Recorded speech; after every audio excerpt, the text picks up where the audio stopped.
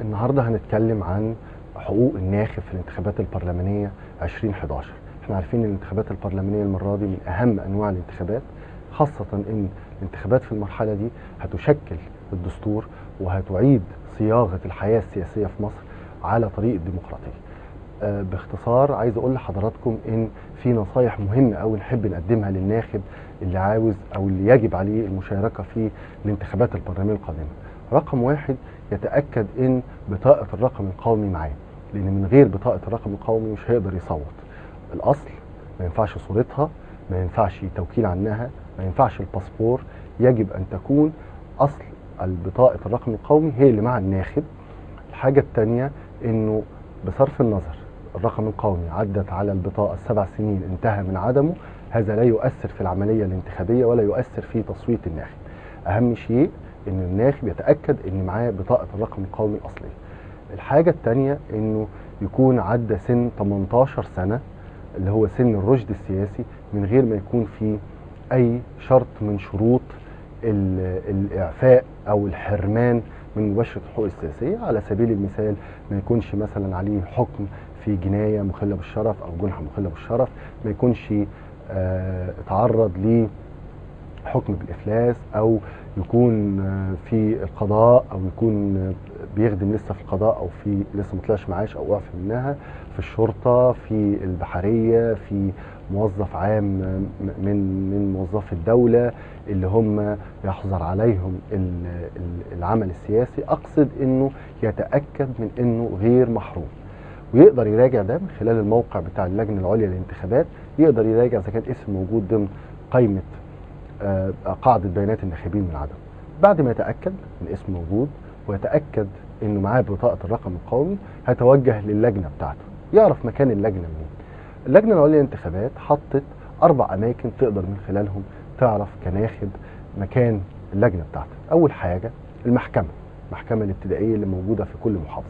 رقم 2، تقدر تعرف من خلال أماكن العمدة وفي القرية وفي الدوار بالبلدي بتقدر تلاقيه.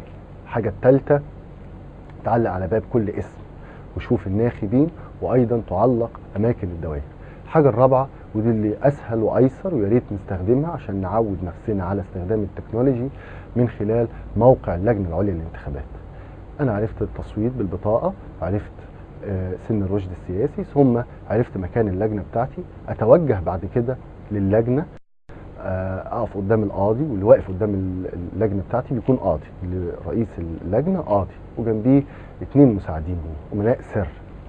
اخد بطاقتين، البطاقتين دول اتاكد ان هم مفتوحين وفي ظهرهم ختم اللجنه. البطاقه الاولانيه للانتخاب الفردي، البطاقه الثانيه للانتخاب بالقائمه. بنتخب في الفردي 2 يعني اعلم على 2 فئات، 2 عمال، 1 فئات 1 عمال، كما اشاء. مش بالضروره اختار واحد فيهم عمال وفلاحين، اختياري شيء واثناء الفرز شيء. البطاقه الثانيه بختار قائمه حزبيه، بيبقى في الورقه دي موجود فيها الحزب وجنبيه الرمز بتاعه. انا بعلم على الحزب ورمزه، لكن ما اعرفش ايه الاسماء بتاعت الحزب. بعلم على القائمه دي، بختار 2 هنا وبختار قائمه حزبيه هنا. بطوي البطاقتين وبحط في الصندوق الخاص بالنظام الفردي، بحط البطاقه بتاعته، واحط في الصندوق الخاص بالقائمه البطاقه بتاعته، وبعدين اغمس صباعي في الحبر الفسفوري. لاحظ حاجه مهمه قوي عزيزي الناخب الكريم، انه إذا كان صوتك باطل في أحد الصندوقين أو البطاقتين لا يؤثر على الصندوق الآخر أو البطاقة الأخرى. لكن مهم قوي إن أنا أشارك وأنزل، لأن القانون مباشر الحقوق السياسية وضع عقوبة على اللي ما يشاركش، ألا وهو غرامة مالية تحصل عليه، وده دين دولة، بتبقى 50 جنيه غرامة عدم التصويت والمشاركة في الانتخابات. مهم قوي إن أنا في المرحلة اللي جاية أنتقي من ورشحه، من يمثلني تحت قبة البرلمان، لا انساق ورا اللي بيقدم لي فلوس او اللي بيقدم لي هدايا او اللي بيقدم لي كذا او اللي بيعيدني وعود براقه.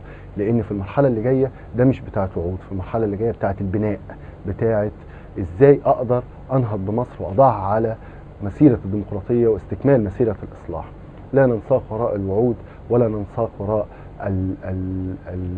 الاشياء التي يبديها المرشح هنا وهناك من شأنها التأثير بشكل او بآخر على الناخب.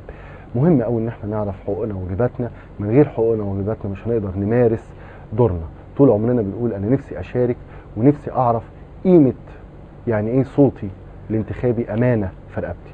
النهارده جه الوقت، النهارده جه الدور اللي اعبر اقول انا صوتي ليه وزن وصوتي فعلا امانه، واللي انا هقوله هو اللي هيحصل. فعشان كده احافظ عليه وما افرطش في صوتي الانتخابي، وعلى الله قصد السبيل.